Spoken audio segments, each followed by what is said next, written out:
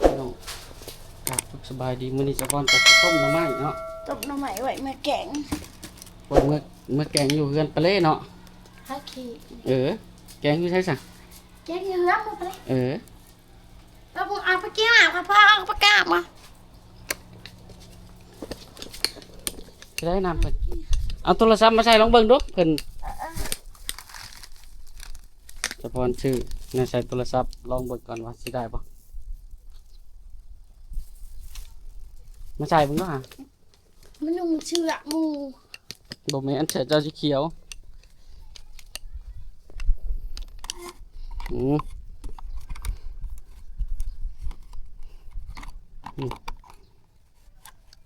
เบิ่งใส่ทั้งบ่ถึกจะทั้งบ่ถึกใส่ตั้ง ทั้ง ตัว หัวปิ่นลงอันนี้ละเฮ็ดบ่ได้นี่เอาหมวกมันกันแดดเฮ้ยอักโกก่อนกินเมี่ยงก็บ่เอิ้นผัวนี่เบิ่งแหน่แซ่บบ่เมีย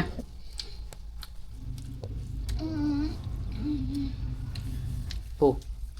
กินเก่งขนาดท้องจนสมัยมานเลยโอ้ยบอกว่าจะลดความอ้วนพี่น้องตอนยังบ่ได้ตอนอยู่เฮือนหลังนั้นน่ะเพิ่นกินข้าวมื้อละเทื่อเด้เพิ่นยังลดความอ้วนพอได้ลูกมาเลยเด้อบัดนี้กินมื้อละ4เทื่อเห็นบ่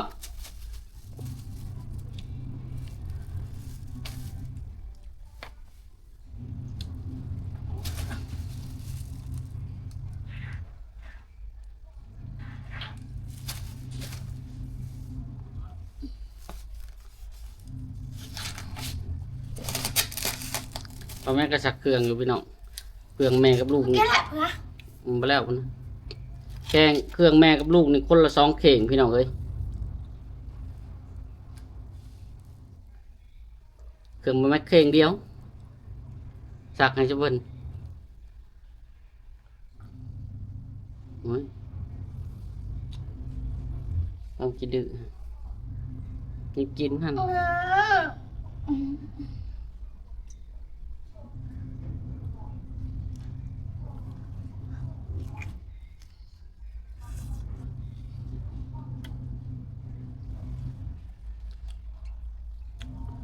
มันหวานแฮงก็บ่อยากปานใดเฮ็ดไปเจ้าแม่บ่หวานขึ้นตาตอน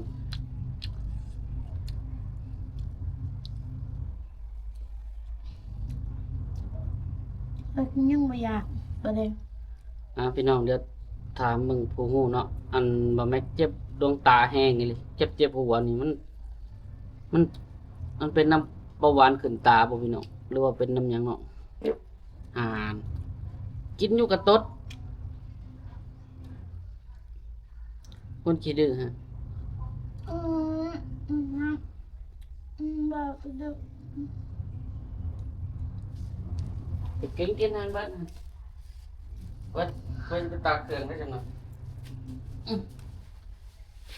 นมให้ลูกเนาะนี่ก็จังได๋เบิดบ่เกิน3มื้อบ่อยากเปลืองไปนมนมรสจืดเนาะอันนี้เนาะมันก็สิบ่ได้กินหลายแล้วเนาะมันบ่หวานเลย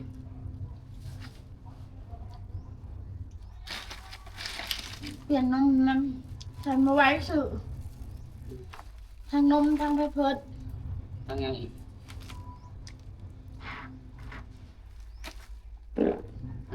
จะเพิ่นกินเพียงว่ารสสิบัวดอกอ้วต้นเอาเนาะอันนี้จ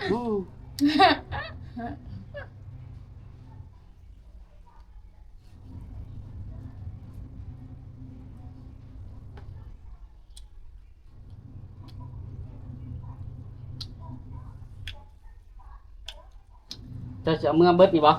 ก็แบ่งให้ป้านำบ่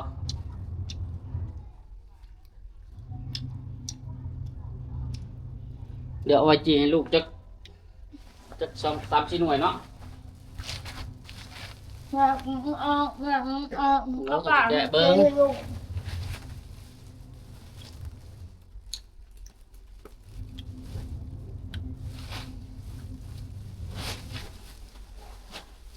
ลีพวกมากพวกผักสาวพันเนาะ อืมอืม กินดีนี่พวกผักนี่สาวพันเบิ่งเด้อบัดเข้าไปขาย10,000เนาะ10,000ข้าวต้มขายเนาะได้60ได้30ซื้อสาวพันไปขายได้30,000 อยากกำไร10 อันกล่องหนึ่งไม่ระวังเนี่ยว่ะ เราซื้อ100,000กำไรมันก็50,000100,000บอก จะได้ป่ะ ทำไปขาย ชื่อ100,000มันมีกล่องหนึ่งมันกล่อง6 หน่วย กำไรก็ 6 หน่วย6 หน่วยชาพัน6 หน่วยชาพันเบิด เงินนี่ก็ได้200,000ไปขายเนาะ อืม เห็นบ่ อืมขัดตุ่มขายเลย อืม ได้อยู่แล้ว สะพอนข้าวต้มหน่อไม้สิมาแกงซุมในตู้กินเด้อที่พี่น้องเพิ่นว่า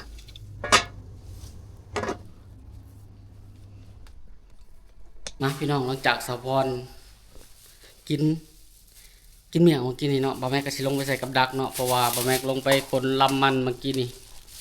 เห็นควายมันแห่เห็นควายหนูเนาะพี่น้อง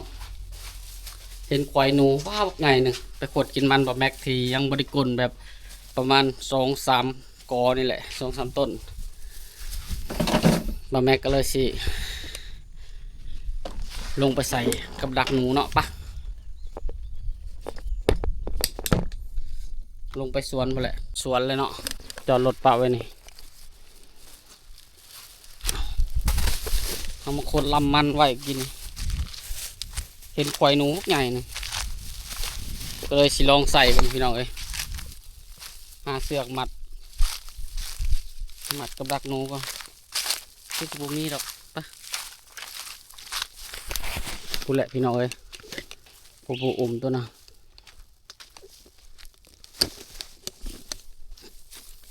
ใส่ไว้ตะเวนรถเนาะ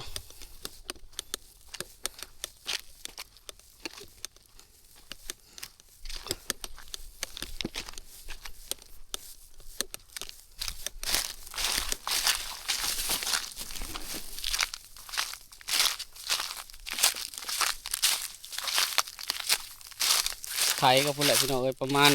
เดือน3 เดือน 4พูดแหละถึงที่ไถกับ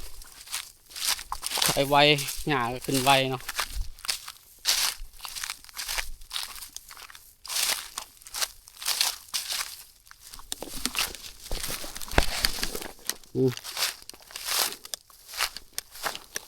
ลำมันพี่น้องยังไม่ได้เก็บเบิด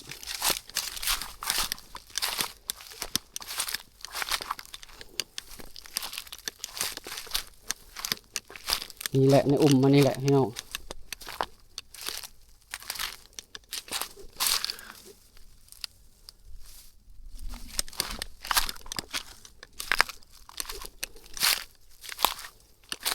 นี่ก็ควายแต่โบแมนตัวนี้เราควายมันผูอยู่ในผูมาเบิ่งทางมันก่อน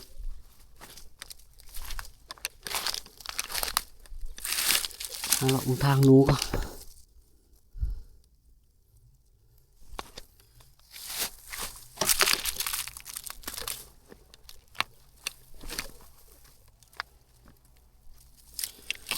ก็ทางมันอย่างจนแปลนแถวนี้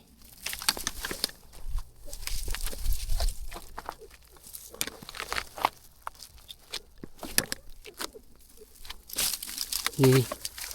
ทางมันนี่มันทางมันได้ปะ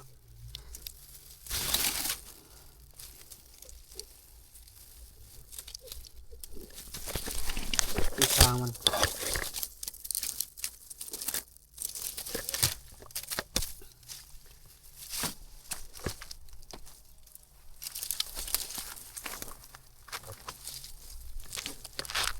นี่แหละมันมาเห็ด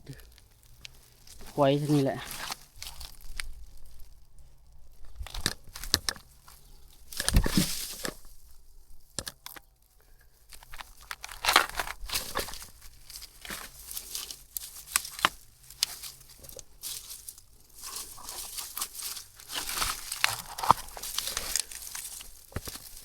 เริ่มมันบ่แม็กยังหัวเดียวนี่พี่น้องเห็นบอกหนึ่งขวด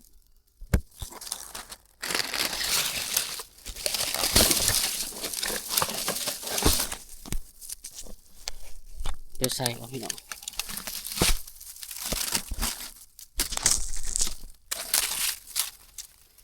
มันก็เดียวนี่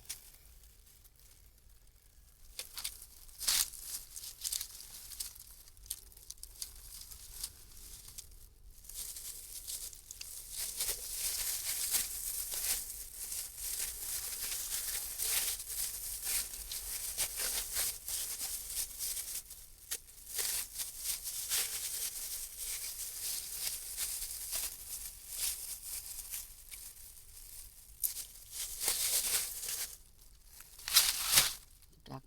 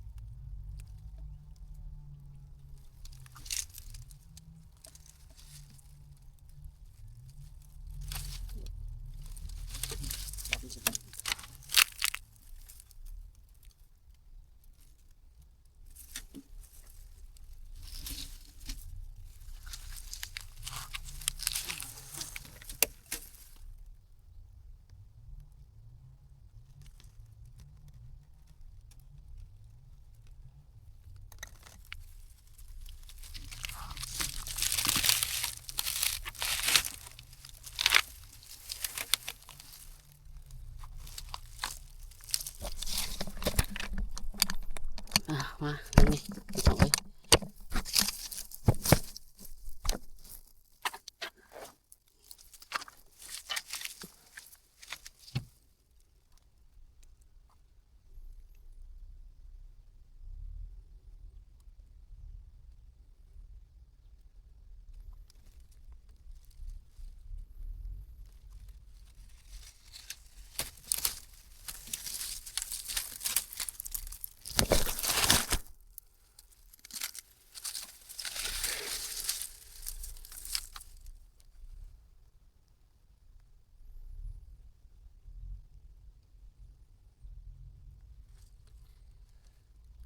ใส่ไปแล้วดังหนึ่งไปใส่ดังที่สอง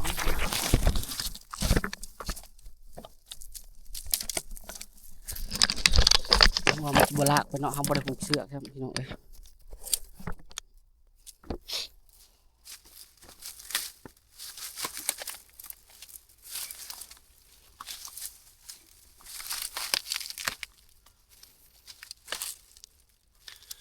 ปะเดี๋ยวเขาสิใส่ใกล้ๆกันนี่แหละปะอีกอันหนึ่งเขาใส่แถวนี้เนาะไกลกันมาหน่อยหนึ่งพี่น้องเอ้ย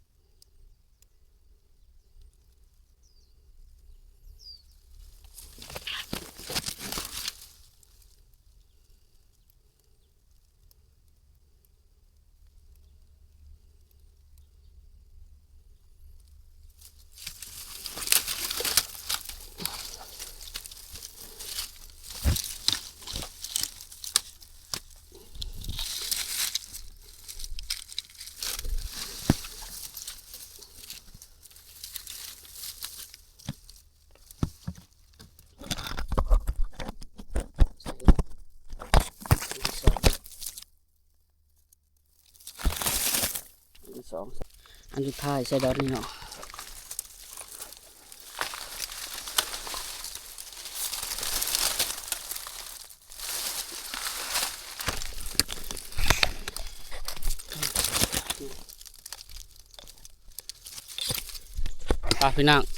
พี่น้องถ้าเบิ่งตอนแรงหรือว่ามื่นพุ่นแหละปะ